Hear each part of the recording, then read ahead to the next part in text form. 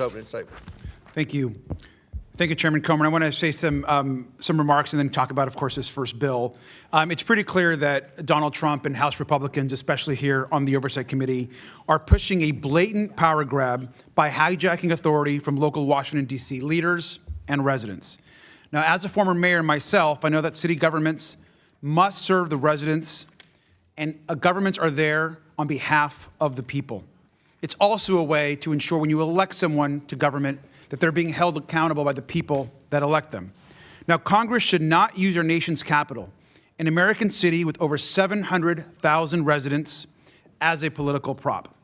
The people of Washington, D.C. should be empowered to make their own decisions. And quite frankly, if the president is so obsessed with governing D.C., he should step down as president and run for mayor. Now, Mr. Comer, we'll talk about this first bill. I and Democrats strongly oppose the so-called District of Columbia Home Rule Improvement Act, which should just be known, quite frankly, as the Home Rule Reduction Act.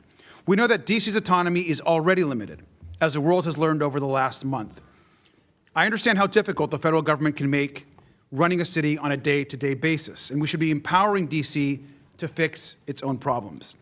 We know that this bill further limits D.C.'s autonomy. The bill limits D.C.'s ability to respond to an emergency and could cause chaos in the D.C. Code.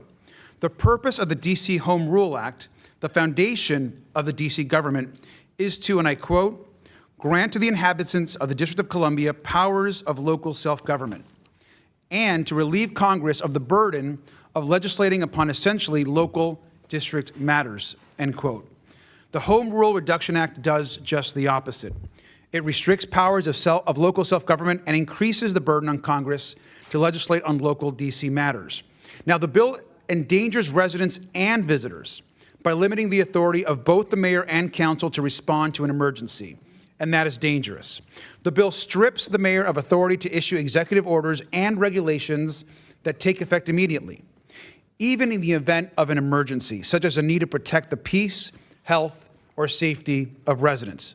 Now, this bill requires executive orders and regulations to be transmitted to Congress for a 60-day congressional review before they take effect. The bill does not contain an exception for an emergency, and that is highly problematic. The bill also allows Congress to use a disapproval resolution for individual provisions of a D.C. bill rather than only for the entire bill. Giving Congress a line item veto for D.C. bills will cause chaos in the D.C. Code. Members of Congress will introduce disapproval resolutions on individual provisions without understanding how those provisions affect other provisions of the bill undergoing the congressional review process or the D.C. Code. That means more congressional micromanagement and more meddling in the democratic process. And that is less local authority and control for the people that have been elected to serve D.C. residents. I urge members to vote no on the Home Rule Reduction Act, and with that, I yield back. The ranking member yields back. I now